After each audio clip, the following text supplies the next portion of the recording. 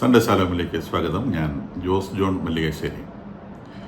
ഹെസ്ബുള്ളയുടെ അത്യുന്നത നേതാവായിട്ടുള്ള ഹൈത്തം അലി ടാബറ്റായിനെ വധിച്ചതിനെ ചൊല്ലി ഹിസ്ബുള്ളയിലും ഇറാനിലും പ്രതിഷേധം രോഷം പുകയുകയാണ്.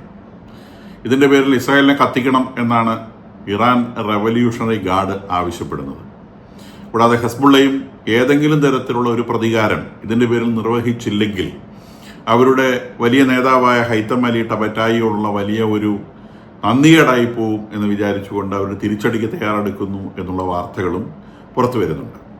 ഇസ്രായേലിനെ സംബന്ധിച്ച് അവർ ഈ വാർത്തകളോട് പൂർണ്ണമായിട്ടും പോസിറ്റീവായിട്ട് തന്നെയാണ് പ്രതികരിക്കുന്നത്. വലിയ ബിൽഡപ്പ് ഇസ്രായേൽ നടക്കുന്നുണ്ട്. കാരണം ഇന്നലെ തന്നെ ഇറാന്റെ മിനിസ്റ്റർ ഖമനേയിയെ കൊല്ലാനുള്ള പ്ലോട്ടുമായി ഇസ്രായേലും അമേരിക്കയും ഇറാനിൽ തന്നെ ഉണ്ട് എന്ന് പറയുമ്പോൾ അതുതന്നെ ഇസ്രായേലിനെ ആക്രമിക്കാനുള്ളൊരു കാരണമായി അവർ ചില സൂചനകൾ മുന്നോട്ട് വെക്കുന്നതാണ് എന്ന് ഇസ്രായേലിന് സംശയമുണ്ട്. കാരണം ഖമനേയിയെ വധിക്കാനുള്ള ഇസ്രായേൽ ശ്രമം എന്ന് പറയുന്ന ഒരു പുതിയ കാര്യമൊന്നുമല്ല. അത് നിരന്തരമായി ഇസ്രായേൽ ശ്രമിച്ചുകൊണ്ടിരിക്കുന്നതാണ്. അവരുടെ കയ്യിൽ ഒതുങ്ങുന്ന തരത്തിൽ വന്നാൽ ഖമനേയിയെ അവർ തീർത്തിരിക്കും. അത് പലതവണ ഒളിഞ്ഞും തെളിഞ്ഞും ഇസ്രായേൽ പ്രഖ്യാപിച്ചിട്ടുള്ള സംഗതിയാണ്. ഇസ്രായേലിന്റെ കയ്യിൽ ഖമനേയി എത്തിയതായിരുന്നു. അന്ന് അമേരിക്ക തടഞ്ഞതുകൊണ്ടാണ് ഖമനേയിയെ ഇസ്രായേൽ വധിക്കാതിരുന്നത്. കാരണം അത് അമേരിക്കയുടെ അറബ് റിലേഷൻസുമായിട്ട് ബന്ധപ്പെട്ട കാര്യങ്ങളാണ്. ഈ ഖമനേയി എന്ന് പറയുന്ന ആള് ഒരു ഭീകരവാദി മാത്രമല്ല, അതിന്റെ പേരിൽ തന്നെ ഒരു മതത്തിന്റെ ആളും കൂടിയാണ്. അപ്പം അതുകൊണ്ട് അദ്ദേഹത്തെ വധിച്ച ഇനി ഇസ്ലാമിസ്റ്റുകളുടെ ഇടയിൽ, ലോകത്തെമ്പാടുമുള്ള ഇസ്ലാമിസ്റ്റുകളുടെ ഇടയിൽ ഒരു രോഷം സൃഷ്ടിച്ചെടുക്കേണ്ട എന്ന് അമേരിക്ക വിചാരിച്ചിട്ടുണ്ടാവാം. എന്തായാലും ശരി, ഖമനേയി എന്നുള്ളത് മൊസാദിന്റെ ഒരു ലക്ഷ്യമാണ് എന്നുള്ളത് ഇപ്പോഴും എല്ലാവർക്കും അറിയുന്ന കാര്യമാണ്. അപ്പൊ ഇറാൻ ഇപ്പൊ ഈ ഒരു പ്രത്യേക സാഹചര്യത്തിൽ ഈ ടാബറ്റായി മരിക്കുന്നതിന് മുൻപാണ് ഇറാൻ ഇങ്ങനെയൊരു സംഗതി പറഞ്ഞത്. അപ്പൊ അത് അവരൊരു ബിൽഡപ്പ് നടത്തുന്ന ഭാഗമാണോ എന്ന് സംശയിച്ച് തുടങ്ങുന്ന സമയത്ത് തന്നെയാണ് ഈ ഹൈത്തം അലി ടാബറ്റായിയുടെ വധം വരുന്നത്. അപ്പൊ അതോടെ ഹിസ്ബുള്ളയെ സംബന്ധിച്ച് ഏതെങ്കിലും തരത്തിൽ തിരിച്ചടിച്ചില്ലെങ്കിൽ ഹിസ്ബുള്ളയുടെ എക്സിസ്റ്റൻസ് തന്നെ പരിപൂർണമായും ചോദ്യം ചെയ്യപ്പെടുന്ന ഒരു അവസ്ഥയിലാണ്. അല്ലെങ്കിലും ഹിസ്ബുള്ളയുമായ എക്സിസ്റ്റൻസ് ഒന്നുമില്ല. അതിന്റെ എല്ലാ കൈയും കാലവും ഒക്കെ ഇസ്രായേൽ തല്ലി ഒടിച്ചു വെച്ചിരിക്കുകയാണ്. അപ്പൊ ഇസ്രായേലിന്റെ ഗലീലി റീജിയന്റെ മുകൾ ഭാഗത്ത്, ഒരുപക്ഷെ ഗോലാൻ കുന്നുകളിലൊക്കെ ഈ ലെബനോണിൽ നിന്നുള്ള റോക്കറ്റ് ആക്രമണം പ്രതീക്ഷിക്കണം എന്ന് IDF-ന് വിവരം ലഭിച്ചിട്ടുണ്ട്, അല്ലെങ്കിൽ IDF-ന് മുന്നറിയിപ്പ് ലഭിച്ചിട്ടുണ്ട് എന്നാണ് വാർത്തകൾ സൂചിപ്പിക്കുന്നത്. IDF is very much ready for taking on Hezbollah as well as Iran. Iran ഇപ്പം ഇങ്ങോട്ട് വരികയാണെങ്കിൽ ബാക്കിയുള്ളതൊന്നും തീർത്തുവിടാനുള്ള ഒരു സൗകര്യം ഈ ഇസ്രായേലിനെ സംബന്ധിച്ചുണ്ട്. കാരണം ഇസ്രായേൽ നമ്മൾ നേരത്തെ സൂചിപ്പിച്ചതുപോലെ അന്ന് ഇറാനെ അടിച്ചതിനേക്കാളൊക്കെ 10 മടങ്ങ് ഇപ്പോൾ ഇസ്രായേൽ ശക്തമാണ്. കാരണം ഇസ്രായേൽ അതിനുശേഷം അതിൻ്റെ അയൺ ഡോമും മറ്റ് എല്ലാ തരത്തിലുള്ള പ്രിവെന്റീവ് മെഷേഴ്സും വല്ലാതെ റീബിൽഡ് ചെയ്യുകയും അതിൻ്റെ ശക്തി കൂട്ടുകയും ചെയ്തിട്ടുണ്ട്. താഡ് സിസ്റ്റംസ് അന്ന് ചുരുക്കം താഡ് സിസ്റ്റംസേ ഉണ്ടായിരുന്നുള്ളൂ. ഇപ്പോൾ താഡ് സിസ്റ്റംസിന്റെ എണ്ണവും കാര്യമായി കൂട്ടിയിട്ടുണ്ട്. അതുകൂടാതെ laser based weapons Israel launch ചെയ്തിട്ടുണ്ട്. അപ്പം ഇറാൻ ഒരു ആക്രമണത്തിന് മുതിരുകയാണെങ്കിൽ ഇസ്രായേലിനെ സംബന്ധിച്ചൊരു ബ്ലെസ്സിങ് ആയിരിക്കും. കാരണം അവരുടെ ലേസർ ബേസ്ഡ് വെപ്പൺസിന്റെ കപ്പാസിറ്റി അവർക്കൊന്ന് ടെസ്റ്റ് ചെയ്യാൻ പറ്റും. അപ്പൊ അത് ടെസ്റ്റ് ചെയ്യാന്ന് പറഞ്ഞു കഴിഞ്ഞാൽ ലോകത്തിൽ യുദ്ധത്തിന്റെ ഘടന, യുദ്ധങ്ങളുടെ ഘടന പൂർണ്ണമായും മാറിപ്പോവുകയാണ്. പിന്നെ ഈ ഫ്ലൈയിങ് ഓബ്ജക്ട്സ് കൊണ്ട് ഒരു കാര്യമില്ല. ആ ലേസർ വെപ്പൺസ് ക്രിയേറ്റീവായിട്ട് ഉപയോഗിക്കാൻ കഴിഞ്ഞാൽ, അതിന്റെ പൂർണ്ണ തോതിൽ അത് ഉപയോഗിക്കാൻ കഴിഞ്ഞാൽ ഫ്ലൈയിങ് ഓബ്ജക്ട്സ്, മിസൈൽസ് ആയിക്കോട്ടെ, വിമാനങ്ങളായിക്കോട്ടെ, ഇത്തരം സാധനങ്ങളൊന്നും ഉപയോഗിച്ച് ഒരു ആക്രമണം സംഘടിപ്പിക്കാൻ കഴിയാത്ത അവസ്ഥയിലേക്കായി പോകും. ഗ്രൗണ്ട് ഒഫൻസ് എന്ന് പറയുന്നത് പണ്ട് നിന്ന് പോയ കാര്യമാണ്. ഇപ്പോഴത്തെ യുദ്ധങ്ങളിൽ പ്രധാനമായിട്ടും സ്കൈ ഒഫൻസുകളാണ് ഉപയോഗിക്കുന്നത്. സ്കൈ ഒഫൻസുകൾ ഏറ്റവും പ്രധാനമായിട്ട്, അല്ലെങ്കിൽ സ്കൈ ഒഫൻസുകളിൽ ഡ്രോണുകളുണ്ട്, പിന്നെ മിസൈൽസ് ഉണ്ട്, അറ്റാക്കിംഗ് പ്ലെയിൻസ് ഉണ്ട്. ഈ സാധനങ്ങളെല്ലാം സ്കൈ ഒഫൻസസ് ആണ്. അപ്പൊ അതിൽ ഈ ഇൻക്ലൂഡിങ് സാറ്റലൈറ്റ്സ് അടക്കം, സാറ്റലൈറ്റ്സ് ഉപയോഗിച്ചുള്ള സർവീലിയൻസ് വരുന്നു. Then different types of planes, അത് സർവീലൻസിനുള്ള പ്ലെയിൻസ് ഉണ്ട്, അറ്റാക്കിംഗ് പ്ലെയിൻസ് ഉണ്ട്, ബോംബേഴ്സ് ഉണ്ട്, മിസൈൽ ലോഞ്ചേഴ്സ് ഉണ്ട്, അങ്ങനത്തെ ഒരുപാട് സാധനങ്ങളുണ്ട്. കൂടാതെ missiles, surface to surface missiles ഉണ്ട്, എയർ ടു സർഫസ് മിസൈലുകളുണ്ട്, ദെൻ ഷിപ്പ് ടു സർഫസ് മിസൈലുകളുണ്ട്, different types of flying objects ഉണ്ട്. അപ്പൊ ഈ ലേസർ വെപ്പൺസ് വന്നാൽ ഈ ഫ്ലൈയിങ് ഓബ്ജക്ട്സിനൊക്കെ നിർവീര്യമാക്കാൻ ലേസർ വെപ്പൺസിന് സാധിക്കും. അപ്പൊ ഇറാൻ ഇപ്പോൾ ഒരു യുദ്ധവുമായിട്ട് ഇസ്രായേലിന് നേരെ പോവുകയാണെങ്കിൽ ഇസ്രായേലിനെ സംബന്ധിച്ച് അവർ ലോഞ്ച് ചെയ്തിട്ടുള്ള ലേസർ വെപ്പണിന്റെ കേപ്പബിലിറ്റി അവർക്ക് ടെസ്റ്റ് ചെയ്ത് നോക്കാൻ പറ്റും, പ്രൂവ് ചെയ്യാൻ പറ്റും. അപ്പൊ അവരെ സംബന്ധിച്ച് ഇറാൻ ആക്രമിച്ച് കിട്ടണം എന്നുള്ളത് അവരുടെ വലിയൊരു പ്രയറാണ്. ഇറാന് സമയം നല്ലതാണെങ്കിൽ ഇറാൻ ഒന്ന് ശ്രമിച്ചു നോക്കാവുന്നതാണ് എന്ന് തോന്നുന്നു. ഇനി ഇസ്രായേലിനെ സംബന്ധിച്ച് സീസ് ഫയർ എന്ന് പറയുന്നത് ഉറങ്ങാനുള്ളൊരു സമയമല്ല എന്ന് ഇസ്രായേലിന് നല്ല ബോധ്യമുണ്ട്. അതുകൊണ്ട് തന്നെയാണ് ഈ ലെബനോണിലുള്ള സീസ് ഫയർ ആണെങ്കിലും ശരി, ഗാസയിലുള്ള സീസ് ഫയർ ആണെങ്കിലും ശരി, ഇസ്രായേൽ ഒരു നിമിഷം പോലും വിശ്രമിക്കാതെ ഗാസയിലും ലെബനോണിലും നിരന്തരമായി ആക്രമണങ്ങൾ സംഘടിപ്പിക്കുന്നത് അവർക്ക് ഉറങ്ങാൻ കഴിയില്ല എന്നതുകൊണ്ടാണ്. കാരണം അവർ ഉറങ്ങുന്ന സമയത്തൊക്കെ ശത്രു ബിൽഡ് ചെയ്ത് വരികയാണ്. ഇപ്പോൾ ഒക്ടോബർ 7, 2023 അവർക്ക് സംഭവിച്ചത് അവർ ഉറങ്ങി എന്നുള്ളതാണ്. അത് ഇസ്രായേൽ വളരെ ഉച്ചത്തിൽ പ്രഖ്യാപിക്കുകയും അവരുടെ ഈ അന്വേഷണങ്ങളൊക്കെ ഓരോന്നോരോന്നായിട്ട് പുറത്തു വരികയാണ്. 2023 ഒക്ടോബർ 7 എന്താണ് സംഭവിച്ചത്, അതിലേക്ക് ലീഡ് ചെയ്ത കാര്യങ്ങൾ എന്തൊക്കെയാണെന്നതിനെ സംബന്ധിച്ചുള്ള അന്വേഷണ റിപ്പോർട്ടുകൾ ഓരോന്നായി പുറത്തു വരികയാണ്. പിന്നെ പ്രധാനപ്പെട്ട 2-3 റിപ്പോർട്ടുകൾ പുറത്തു വന്നിട്ടുണ്ട്. അതിനകത്ത് പ്രധാനമായിട്ടും പറയുന്നത് ഇസ്രായേൽ ഉറങ്ങി എന്നുള്ളത് തന്നെയാണ്. 2014 ശേഷം ഹമാസ് ഇസ്രായേലിന് നേരെ യാതൊരു തരത്തിലുള്ള ആക്രമണവും സംഘടിപ്പിച്ചിരുന്നില്ല. 2005 ഇസ്രായേൽ ഗാസയിൽ നിന്ന് പിൻവാങ്ങിയതിനു ശേഷം ഈ ഹമാസിന് ഭരണം വിട്ടുകൊടുത്തുകൊണ്ട്, ഹമാസിന്റെ കയ്യിൽ ഗാസയെ വിട്ടുകൊടുത്തുകൊണ്ട് ഇസ്രായേൽ ഗാസയിൽ നിന്ന് പിൻവാങ്ങിയ ശേഷം 2014 വരെ ഇടയ്ക്കിടയ്ക്ക് ആക്രമണങ്ങൾ സംഭവിക്കുന്നുണ്ടായിരുന്നു. ഇസ്രായേലിനെ ഇങ്ങോട്ട് ആക്രമിക്കും, തിരിച്ച് ഇങ്ങോട്ട് ഹമാസ് ആക്രമിക്കും, തിരിച്ച് ഇസ്രായേൽ ഇപ്പോൾ ചെയ്യുന്നത് പോലെ വലിയ തിരിച്ചടികൾ നൽകും, വീണ്ടും ആക്രമിക്കും, വീണ്ടും വലിയ തിരിച്ചടികൾ നൽകും. ഇത് നിരന്തരമായി നടന്നുകൊണ്ടിരുന്നതാണ്.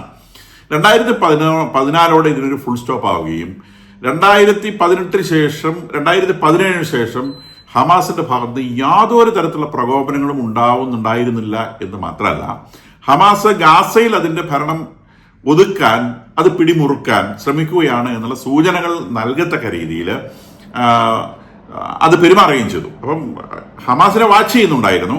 പക്ഷെ ഹമാസിനെ വാച്ച് ചെയ്യുമ്പോൾ എപ്പോഴും ഇസ്രായേലിന് ബോധ്യപ്പെട്ടത് അവർ ഗാസയിലുള്ള തങ്ങളുടെ പിടിമുറുക്കാനാണ് ശ്രമിക്കുന്നതെന്നാണ്. കാരണം അവിടെയുള്ള ഇസ്ലാമിക് ജിഹാദ് ഓഫ് പാലസ്റ്റീൻ എന്ന് പറയുന്ന വേറൊരു സംഘടനയുണ്ട്. അപ്പൊ ആ സംഘടന പലപ്പോഴും ഇസ്രായേലിന് നേരെ ആക്രമണങ്ങൾ സംഘടിപ്പിക്കുമ്പോൾ ആ ആക്രമണം ചെയ്ത ആളുകളെ അവർ പരസ്യമായി വധിച്ചിരുന്നു.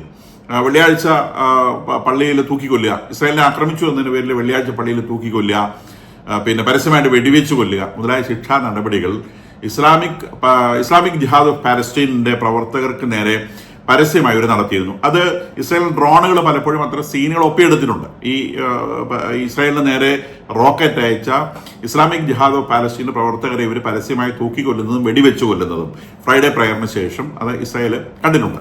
കൂടാതെ ഈ ഗാസയുടെ ബൗണ്ടറിയോടടുത്ത് എപ്പോഴെങ്കിലും ഒക്കെ പാലസ്തീനികൾ എന്തെങ്കിലും തരത്തിലുള്ള പ്രതിഷേധ പ്രകടനങ്ങൾ നടത്തുകയാണെങ്കിൽ അതിനെ ഹമാസ് വലിയ തോതിൽ നിയന്ത്രിച്ചിരുന്നു. അത് ഒരിക്കൽ പോലും ബൗണ്ടറിയുടെ അടുത്തേക്ക് വരാതെയും അതുപോലെ ഇസ്രായേലിന് നേരെ ഏതെങ്കിലും തരത്തിലുള്ള ആക്രമണം, ഇൻക്ലൂഡിംഗ് കല്ല് വലിച്ചെറിയുന്ന കാര്യങ്ങളടക്കം ഉള്ള കാര്യങ്ങൾ സംഭവിക്കാതെയും വളരെ ശ്രദ്ധയോടെ ഹമാസ് ഇതിനെ കണ്ടെയ്ൻ ചെയ്തിരുന്നു. അപ്പോൾ ഇസ്രായേൽ ഇവരെ വല്ലാതെ അങ്ങോട്ട് വിശ്വസിച്ചു പോയി. ഇവർ ഈ ആക്രമണത്തിന്റെ പാതയൊക്കെ ഉപേക്ഷിച്ചു. ഇനി ഈ ഗാസ വൃത്തിയായിട്ട് ഭരിച്ച് അത് അവരുടെ നിയന്ത്രണത്തിലാക്കി പൂർണ്ണമായിട്ടും ഗാസൻ പീപ്പിളിനെ ചൂഷണം ചെയ്ത് ഹമാസ് ജീവിച്ചോളും എന്നുള്ള ഒരു ധാരണയിലേക്ക് ഇസ്രായേൽ എത്തിക്കാൻ അവർ സാധിച്ചു. ഇതാണ് ഒന്നാമത്തെ വിഷയം. ലൾഡ് എന്നുള്ള വാക്കാണ് അന്നത്തെ IDF ചീഫ് ഉപയോഗിക്കുന്ന. ലൾഡ് മീൻസ് കുഴപ്പമില്ല, അതങ്ങനെ നടന്നോളും. അപ്പൊ ഇവര് നോർമലായിട്ടുള്ള ചില സർവീലൻസുകളൊക്കെ നടത്തുന്നുണ്ട്. അത് 2023 ഒക്ടോബർ 7 രാവിലെ 3 മണിക്ക് പോലും അവിടെ ഒന്നും അവർക്ക് കാണാൻ സാധിച്ചിരുന്നില്ല എന്നുള്ള രേഖകളിൽ നിന്ന് വ്യക്തമാണ്.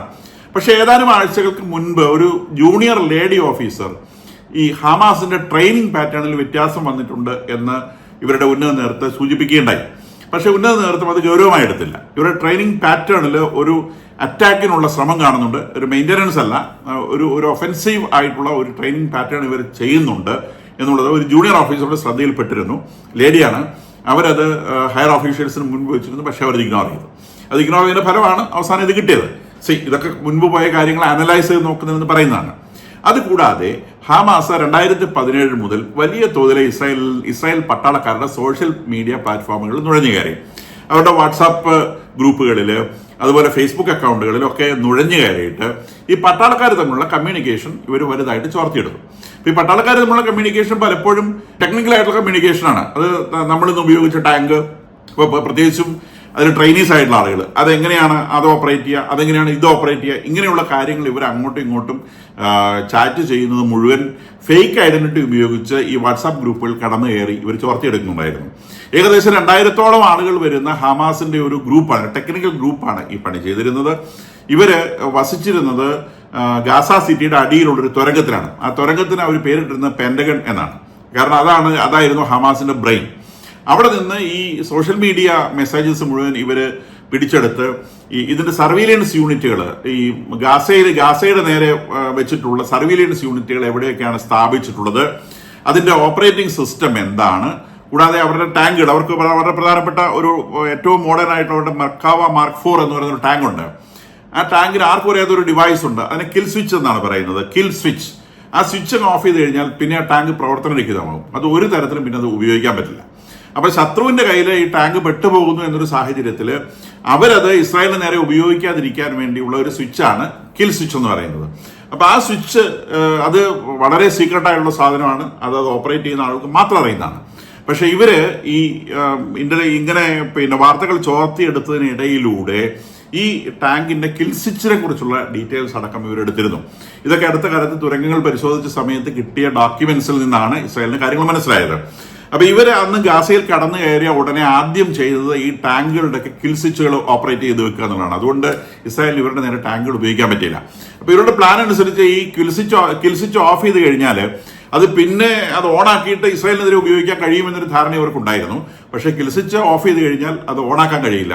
That is permanent death of the device. അതിന്റെ മുഴുവൻ സോഫ്റ്റ്വെയറുകളും അവർ ചത്തുപോകും. അപ്പൊ അതുകൊണ്ട് ഇവർക്ക് തിരിച്ചുപയോഗിക്കാൻ പറ്റില്ല. പക്ഷെ അവർക്ക് കുറെ ടാങ്കുകളെ നിർവീര്യമാക്കാൻ സാധിച്ചു. അപ്പൊ അവരുടെ അങ്ങോട്ടുള്ള ആക്രമണങ്ങൾ മുഴുവൻ തകർത്തു എന്ന് മാത്രമല്ല, ഇവരുടെ സർവീലൻസ് സിസ്റ്റങ്ങൾ എവിടെയാണ് ഇരിക്കുന്നത് എന്ന് പഠിച്ചതിന്റെ അടിസ്ഥാനത്തിൽ ഇസ്രായേലിലേക്ക് കടന്നു കയറുന്നതിന്റെ ഏതാനും മണിക്കൂറുകൾക്ക് മുമ്പ്, 1-2 മണിക്കൂറുകൾക്ക് മുമ്പ് ഗാസയെ നോക്കി വെച്ചിരുന്ന മുഴുവൻ ക്യാമറകളും സർവീലൻസ് സിസ്റ്റങ്ങളും ഓഫാക്കാനും ഹമാസിന് സാധിച്ചു. അതുകൊണ്ട് ഹമാസ് അതിർത്തികൾ ഭേദിച്ച് ഉള്ളിൽ കടന്നതിന് ശേഷം മാത്രമാണ് ഇസ്രായേൽ പട്ടാളക്കാർക്ക് ഇങ്ങനെ ഒരു കാര്യം വരുന്നതായിട്ട് മനസ്സിലായത്. ഇവരുടെ തോക്കുകളും ഈ ടാങ്കുകളും ഒക്കെ നിർവീര്യമാക്കിയതിന്റെ അടിസ്ഥാനത്തിൽ വലിയ തോതിൽ ഇസ്രായേൽ പട്ടാളത്തിന് പരിക്കേൽപ്പിക്കാനും ഇവർക്ക് സാധിച്ചു. അപ്പൊ ഇപ്പോൾ വരുന്ന നമ്പറുകൾ ഇവർ ഏകദേശം ഈ ഹമാസ് ഭീകരരെ കൊന്നതിന്റെ നമ്പറൊക്കെ പറയുന്നുണ്ട്. അപ്പൊ അത് ഏകദേശം കിട്ടുമ്പോൾ നമുക്ക് മനസ്സിലാവുന്ന ആയിരക്കണക്കിന് ഹമാസ് ഭീകരരെ അന്ന് ഇസ്രായേലിനകത്തിട്ട് തന്നെ ഇവർ കൊന്നിട്ടുണ്ട്. കുറെ അധികം ആളുകളെ പിടിച്ചിട്ടുണ്ട്. പക്ഷേ നമ്പറുകളൊന്നും പൂർണ്ണമായിട്ട് ഇസ്രായേൽ ഒരു സ്ഥലത്തും പറഞ്ഞിട്ടില്ല. പക്ഷെ ഇപ്പോൾ വരുന്ന അന്വേഷണ റിപ്പോർട്ടുകളിൽ ഓരോ പോയിന്റിൽ എത്ര പേരെ വീതം കൊല്ലാൻ സാധിച്ചു എന്നതിനെ സംബന്ധിച്ചുള്ള നമ്പറുകളും പുറത്തു വരുന്നുണ്ട്. അപ്പൊ ഇങ്ങനത്തെ ഒരു അവസ്ഥയിലേക്ക് ഇനി ഇസ്രായേലിന് പോകാൻ കഴിയുകയില്ല എന്നുള്ളതാണ് ഇസ്രായേൽ പൂർണ്ണമായിട്ടും പ്രതിജ്ഞ എടുത്തിട്ടുള്ള സംഗതി. അതുകൊണ്ടാണ് ഈ വെടിനിർത്തൽ നടത്തിയ സ്ഥലങ്ങളിൽ നിരന്തരമായിട്ട് ഇസ്രായേൽ ആക്രമണം സംഘടിപ്പിക്കുന്നത്. ഈ ആക്രമണത്തിന്റെ ഉദ്ദേശം ഒന്ന് മാത്രമേ ഉള്ളൂ: ഇനിയും ആ ഗ്രൂപ്പ് തങ്ങൾ എവിടെ വരെ ട്രിം ചെയ്ത് നിർത്തിയോ അതിനപ്പുറത്തേക്ക് വളരാൻ അനുവദിക്കുക. ഇനി ഒരു ലെവൽ വരെ അവരെ ട്രിം ചെയ്ത് നിർത്തിയിരിക്കുന്ന ലെവലിൽ നിന്ന് മുകളിലേക്ക് വളരാൻ എന്ത് ശ്രമം നടത്തിയാലും ആ ഗ്രൂപ്പുകളെ അവരെ കട്ട് ചെയ്തിരിക്കും, തകർത്തിരിക്കും. അതുകൊണ്ട് ഇസ്രായേൽ നിരന്തരമായി ഉണർന്നിരുന്ന് ഹെസ്ബുള്ളയ്ക്കും ഹമാസിനും നേരെ ആക്രമണങ്ങൾ സംഘടിപ്പിക്കുന്നു. ഞാൻ ഇന്നലെ സൂചിപ്പിച്ചതുപോലെ ഹൂതികൾക്കും ഒരടി വലിയ താമസിയാതെ പ്രതീക്ഷിക്കാം. ഇറാനെ സംബന്ധിച്ച് ഇറാൻ അങ്ങോട്ട് ഇരന്ന അടി വാങ്ങുമോ എന്നുള്ളൊരു വിഷയം മാത്രമാണ് ഇപ്പൊ ചോദ്യമായി നിൽക്കുന്നത്.